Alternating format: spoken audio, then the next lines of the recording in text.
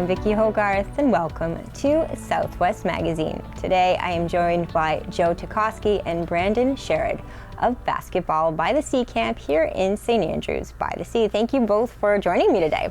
Thanks for having us. Thank you for having us. Brandon, since we last talked, I want to talk first about you are now the assistant coach at Yale University. It is where you went to university as well and played basketball. So this is a new development since we last sat down. How did that come about and how did this season go? Yeah, no, it was a really random call I got from my coach back in May of last year. He asked me if I wanted to join the staff, and I'd actually already been signed to play another season professionally in Israel. But I just thought it was a good opportunity to come back to a place that I was very familiar with, and I was able to spend some time with family and friends that I hadn't seen for a while. And so I decided ultimately to join the team, and we got a chance to win an Ivy League championship this year. Went to the NCAA tournament and upset Auburn in the first round, and that's the second time in school history that's ever happened. And the first time was when I was playing. So I guess I don't know. I don't lose in the first round in the NCAA tournament. That's all I'll say. But it's been fun, and I'm grateful to be back. I wanted to start off with that just to give people at home an idea of the caliber of coaches that we have at Basketball by the Sea here in our small town of St. Andrews. It's incredible to have you both here. And Joe, let's talk about, for people who don't know, this is the 10th year of Basketball by the Sea since it started. How did you, a man from Connecticut, end up coming to St. Andrews to bring this incredible camp to our community? Well, before we start, he plugged his university, my alma mater, University of Connecticut, won the NCAA championship for the second year in a row. But and Brandon is the only person in school history to win a game in the tournament as a player and a coach. So that's impressive. But back to your original question. 10 years ago in January, I went to a concert in Fredericton, had never been to the province, emailed the music director and the festival director and said, is there a good detour I could take for a day if I'm coming all the way up there? He suggested St. Andrews. He said it would be a little bit dead in the middle of January, which he was absolutely correct about. So being a basketball person, I contacted the athletic director at the school, asked if they had a game. He said they didn't, but invited me to a practice, and then he said, I'm going to start running a camp this summer. Do you have coaches that you could bring up with you? And I run a girls AAU travel basketball program, so I brought Brandon, who I hadn't known at all before, along with a couple other coaches, and then about a month after the camp, the director moved out of town. So I took over the camp, and it was sort of as simple as that. And Brandon is the only one left from 2014 that's still standing as a staff member. There you go. I know. I feel like I've sat down with both of you almost every year that you've been seen us here. grow. That's true. That's true. Joe, for people who aren't familiar with the camp, and I think so many people are, but give people an overview of who comes to the camp, who it's for, and like what skill level. Okay, it's grades 5 through 12. And it's from beginners to usually the high school kids are experienced in basketball. They're usually not going to a specialty camp at that age unless they've played.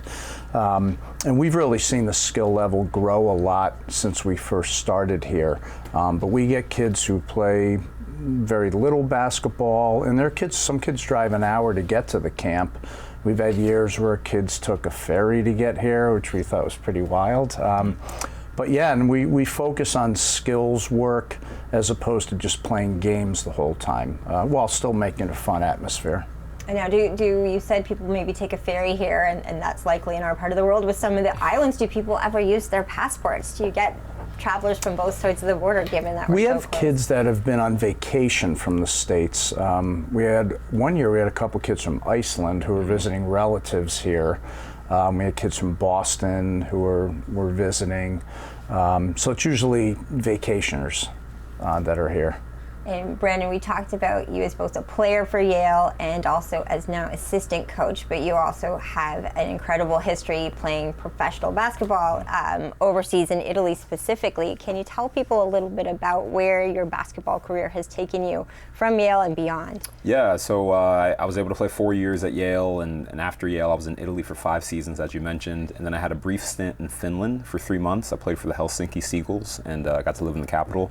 And then after that, I went to Israel for 2 seasons, played for Maccabi Ra'anana my first year, and then Maccabi Rehovot, which is a city about 25 minutes south of Tel Aviv, for my second season, and then ended up finishing my career last year when I went to join the staff. But it's been a tremendous ride. You know, I'm very grateful to have experienced different cultures, and I think coming here to Canada every year has been a great sort of reset before going into the next season as a player, and then now as a coach, I'm able to do that as well. And so I'm grateful that Joe is still keeping this thing going, and I can be a part of it. I think when people see a professional basketball player, they think they could never reach those heights. But I know that your backstory and your personal growth in the sport of basketball is really inspirational. And I'm wondering if you can share that with people at home right now, how you got started in the sport and how it transformed your life. Yeah, when I was a freshman in high school, I was 315 pounds, never had played basketball in any organized way before, aside from like Sterling House Community League, which was not very competitive.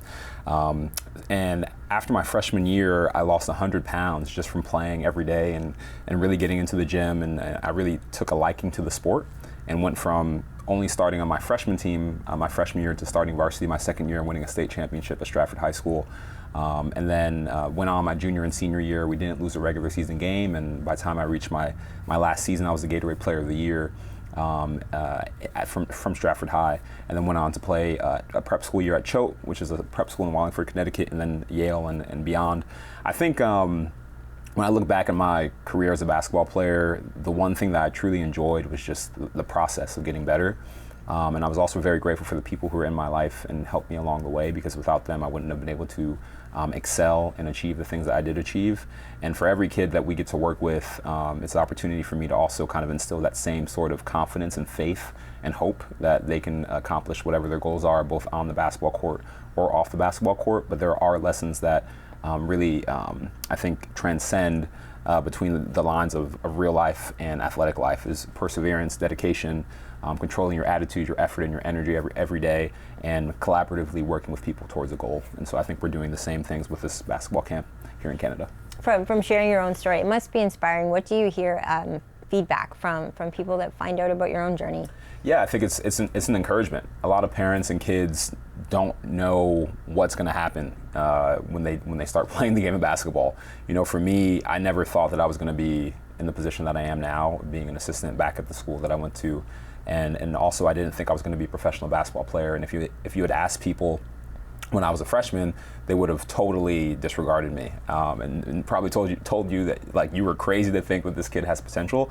But I think you know, again, that's the beauty of it all. Everyone has potential, and it may not be professional basketball, but it is an opportunity, again, to use the sport to provide you with a great education, to provide you with an opportunity to travel the world, and to provide you with an opportunity to meet people from different cultures and ultimately cultivate those relationships over time. And Joe, I feel like I've known you so long, and I think anyone watching CHCO knows you from McIntyre's Sports Report as well, but I've never asked you what it was about basketball that brought you to basketball in particular. We think of you as our sports guy, but basketball is really your love. Yeah, I just always, lifelong New York Knicks fan, and just sort of always enjoyed, like some of the things Brandon says, the collaborative part of kids from different backgrounds getting together, and just how it can galvanize, sort of like how the Olympics just did, how you can get people that have no interest in a sport to follow it, and really just to show that the work you've got to put in meeting people from all over. And we both have been, Brandon all over the world and me all over the country, just have met people from basketball, and it's a conversation starter. Even on the border guards, we always joke on the way home when we tell them we coach basketball, and that's sort of the conversation starter. So it is really become a universal sport, and that's what I love about it. We've talked about the Raptors making basketball in Canada extra popular, but now we have the world's oldest basketball court right in our backyard, which I think for this region is going to make interest even more popular. Are you finding that now within the community? Yeah, I think there's a lot of, and then also Toronto is going to have a women's team in the WNBA in 2 years, I believe. So that'll help spur the growth, and it really has picked up. And I mean, through this camp, I met people from the RNS school who come down to Connecticut every year to play a couple games against teams from Connecticut. And we really do see that basketball, we're not trying to take over from hockey, but we sort of are. Close second. But we really have seen, starting with the Raptors, and just locally here with Tom Liston and his crew, it really is starting to explode. Do you see the Caitlyn Clark effect too, in terms of women being interested in the sport and girls as well? I mean, I don't think I've ever watched as much college basketball as I did this past year, and I couldn't believe that I was just watching the women's games. That was it. Yeah, I think the impact is undeniable. My favorite player in college basketball was Caitlyn Clark last year. I'm proud to say that. I think it's great to see, again, the game sort of transcend these lines between gender and also create some sort of equal playing field for both sides to say, okay, we have a person that we can like galvanize and someone we can stand behind, and a person like Caitlyn Clark. But then also for the young female basketball players, it's great for them to have an example, and they can understand that their potential is limitless, and we'll see kind of how that develops and evolves over time as the WNBA expands, and also as the game starts to reach more communities that it didn't reach before. And just because I have the opportunity, and Joe brought it up, I'm going to ask you both about the Olympics. Were there any standout moments for you? I know for me it was just, I think because the last Olympics we were still in COVID, to see the world come together like that, especially during the times we're living in now, it was pretty spectacular. I wasn't expecting to be so emotional. And the basketball too. I mean, it had to tape the finals. Oh yeah. No, it was great. It's real. The world is, in a good way, the world's catching up to the U.S. In basketball. And like I said, it's a worldwide sport. And just to quickly get back to your Caitlyn Clark comment, I went to the NCAA regionals in Albany where she played, and it was like you were at a Taylor Swift concert. I mean, these 35-year-old women rushing the court to take pictures during warm-ups or Caitlyn Clark shirts, and and I think she takes it pretty well in stride and just sort of holds the mantle without being overly, cocky or anything like that. But it really is a wild effect, and it's gone through with basketball now, with all these countries. South Sudan, Nigeria, they're sort of having their moment in the sun for basketball. And you said, this is news to me that a WNBA team is coming to Toronto, in 2026. So it's a message for all the girls taking your camp too. Yeah, yeah. In your opinion, what makes a good coach? They both coaches. What are some of the top skills a coach should have? I think some of the things that I learned this year in my first year of college coaching is it requires a lot of patience. It requires you understanding the power of your words and how that can impact or influence your players' mindset, demeanor, etc. It's about creating a culture that allows each player to thrive in their role and helping them understand what they bring to the table and how to maximize that consistently. It takes grit. It takes a lot of hard work. It takes late nights and early mornings. And it also, I think, takes, you being outside of yourself and not thinking about yourself as often. It is a team sport, but, I think when coaches are selfless, that permeates throughout the team that they're coaching, and their players ultimately pick up on those habits too. Yeah, and I think when you play a sport, you have to get out of your comfort zone. So I will say to a kid, you know what? You used to be on a court and would never open your mouth, and now you're helping out teammates, you're sort of directing traffic, and you have to be. It is competition in the end, but I just think, to echo some of the things he said about bringing kids from various personalities together, and showing them that you do need to work hard, and sometimes it doesn't work out, and that's okay. Right. And like he said, what different things you learn. Like you look at how you coached, not for him, but like 30 years ago, like I would never coach that way anymore. 2010, and I always tell like kids, you better be better than you were 2 years ago. I better be a better coach than I was 2 years ago. So you're always trying to learn from different people. I'll watch Brandon's college team and learn things, and I've been coaching forever, so it's always something to learn. Does that 10,000 hours rule hold true for you both? Do you really believe in that? Just give it all you have for as often as you can to make it perfect.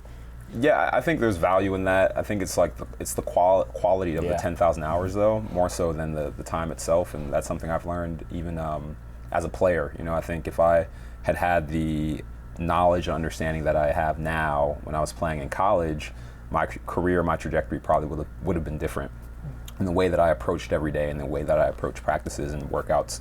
But now as a coach, you know, I'm learning on the fly. This is a very new space for me in this professional capacity.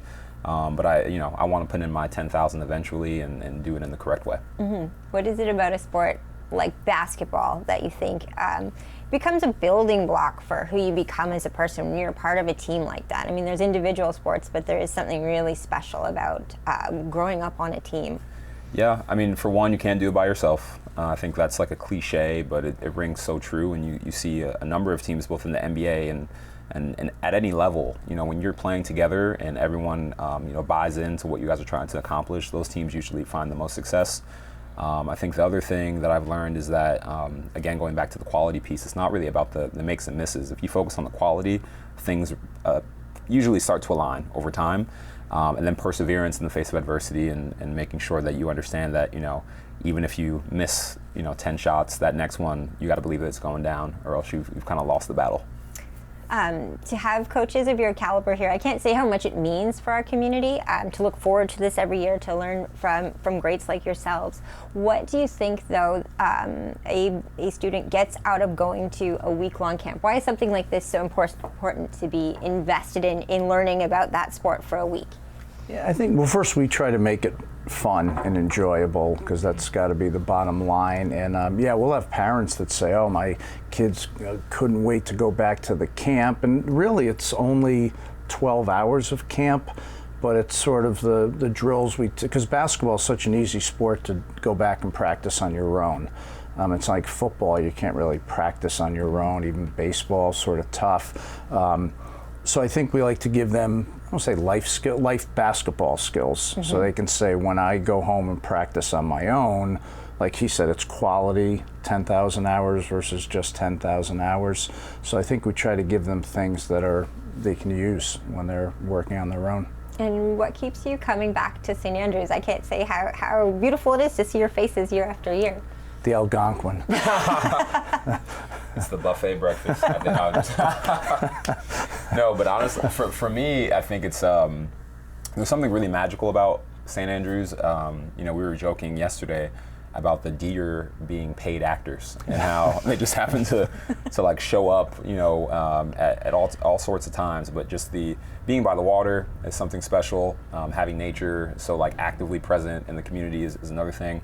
And then the folks that are here really believe in the community and they care about it and they care about its upkeep, and they make you feel like you're at home, like your family. And so every time I come back, it's always a warm welcome. And I know that for Joe, we also joke about him eventually becoming a resident here because of how often it seems like he's back. But as you can see, he's really carved out, a home here, and everyone really appreciates that. And I'm grateful that I can be a part of this, and it's always a pleasure and a joy to be here every year. Yeah, and Joe, so I guess that means we should expect to see you next year as well. Yeah, and we always try this year we have a new coach, Vinny, who I've known forever, that came up with his wife and daughter. So we try to give different people that experience, and it's just there's never anyone I brought up that has not fallen in love with this place. And after 10 years, you'd figure there'd be one or two, but it never, it achieves every time we come up here. It passes the test. I have to mention that our St. Stephen High School girls won the provincial championship this year. I don't know how many of them went to the basketball camp, but I think it's a nice sign that if our girls are winning the provincials, this basketball camp might be having a good effect in our community. What's the feedback you hear from people that go? Well, one of them is working our camp, Aislinn Burns. She will be working the camp this week, and that was all through basketball. Don Walker, And like I said, it is a basketball hotbed. We don't see it as much just because we're from out of the area, so we don't follow it during the year. But it does give people something to say, hey, we now have a couple Canadian girls that are working at the camp instead of just these Connecticut people that come up and, eat our buffet breakfast and then take pictures of the deer and all that. So it's sort of nice to combine the two communities and hopefully 1 year down the road, one of them will take over the camp from me and continue it from there. The St. Stephen girls, they really do have a neat story of being this super talented group of girls and Don Walker coming out of retirement to coach them to victory. In their finals, they were down in the last quarter and managed to still win. What is it a coach says in those final minutes of a game like that, where you might be down and so much is on the line? We see it happen on TV and you never know what they're saying. You're like, what are those words of inspiration? Is there anything that you go to lift your teams that you're coaching up when they're in a moment where they really need that fire? Well, you had that example here. Yeah, amazing literally. Comeback in the league final. Yeah, I won't talk about our Ivy League championship kind of like last 30 seconds or so, but we were down 6 points with like 27 seconds left, and we ended up winning the game. And a lot of what you say to your kids is thinking about possession by possession and not getting too caught up in trying to get it all back in one shot or two shots. So, if we're we're down 6, right? We're down by 2 3-pointers. Essentially, but we had to get a stop defensively before we could even go on offense. So just making sure that we execute on the things we work on every day, and making sure that the kids know that it's not going to be like a one-stop shop, and you don't have to do it on your own either. Rely on your teammates, rely on what we worked on, and usually you'll be okay if you stick with that. And Joe, can you add to that, or do you just agree? Sometimes as coaches, you sit there saying, how the heck are we going to pull this game out? And you're not making things up to your kids, but like he said, I think you have to compartmentalize and just not say like, oh, we're down by this much, we have to come back, we have to try harder. Mm-hmm. It's like, let's get this done, and then before you know it, you're right on the doorstep there. So it's trying to not make too much of the moment until it actually happens. Then you make a lot of the moment after it happens. Also true. And basketball is a game that is really like an instant gratification sport. Like, you never know what can happen over the course of like 30 seconds or even 10 seconds, so you just got to keep playing to the end, and you can't stop. And sometimes you're on the other side of that. You're the losing team. That's right. What does basketball teach you about losing, which is actually weirdly a good skill to learn in life? Yeah, I think my father says this all the time, is we never lose, we either win or we learn. And I think, again, the lessons that come from losses are thinking about the times where you didn't execute on things that you were supposed to and how to remedy that. I think there are a lot of controllables that are a part of the game. Again, defensive assignments, your energy, your effort, your enthusiasm. Did we rebound the ball? Did we make an extra effort play? And so when you look back on film, you can see that there were things that led to the ultimate loss, and then you can work on fixing and remedying those things. And then sometimes it just teaches you that team was just way better than us, either way better than us, period, or that day. And so you just gotta sometimes just take the loss as it is and move on. You said we win or we learn? Yeah, so we never lose, we either win or we learn. That's the quote that my dad shares with us all the time. And so there's always something to be taken from a win and a loss, but you can't get too high on the wins because you'll never appreciate the times where you didn't get it. What are some life lessons, Joe, that basketball has taught you over the years?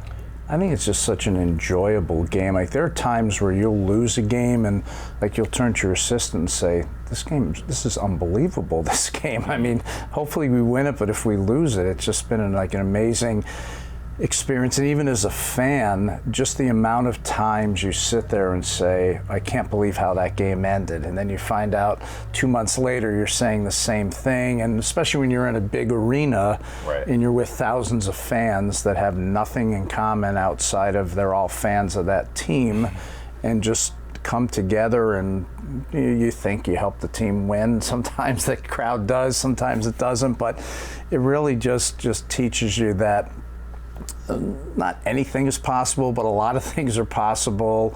And like I said, if it doesn't work out, it's not the worst thing in the world. You move on from there, and that's going to happen in life. You're going to have disappointment. It's how you bounce back from it. for people who are watching at home, I know we're filming this episode sort of at the start of your camp, but if they're interested in coming next year or learning more, what's the best way to follow what you both do? Well, actually, this year, for the first time, we've sold out both sessions probably about 2 months in advance. So get your applications in. Yeah, we email everyone. We have a website that's connected to the club that I run, so it's ctstarters.com. And that's got a link there that says Canada Camp, and everyone wonders why is there a Canada Camp thing on there, and it's got information about it. And usually we'll wait to see when Tom's dates are for the golf tournament and try to lead into that to sort of make it a basketball week. And who knew that our Southwest New Brunswick will become this basketball epicenter of the Maritimes.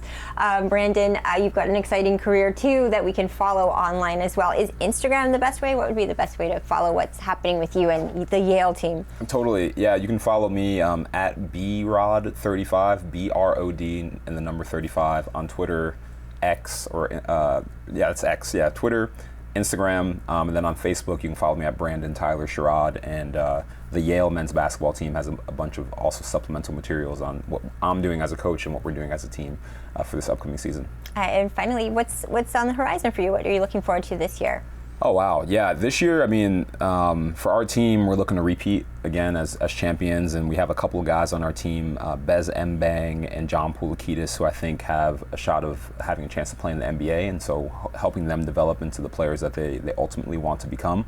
And then making sure that we develop our younger players into guys who can really contribute for us, and there's going to be a lot of room for a deep bench to be used, and we'll see kind of how it all plays out. Well, it's fascinating to follow your career. I really enjoy doing it from here and seeing you again in the summer. Thank you. Joe, what's next for you? I'm going to head to PEI for a little non-basketball vacation afterwards, and I go to a couple Yale games, second guess the coaches any chance I get. And actually this year, we had some two kids from our camp came down to watch one of Brandon's games, Rowan and Bella Smith, shout out. And I took them out for some good New Haven pizza before, and we went to the Yale game with their parents, so it was sort of neat to see that. So just sort of continuing to follow college and high school basketball. We run our travel stuff in the summer where we've go to DC and Chicago and a lot of fun places like that, and continue learning about the game. Well, thank you for always making time for us here. I love your annual visits, so please come back again next year. Thanks for having us. My guests today have been Brandon Sherrod and Joe Ticotsky of Basketball by the Sea. I'm Vicki Hogarth. Thank you for watching Southwest Magazine.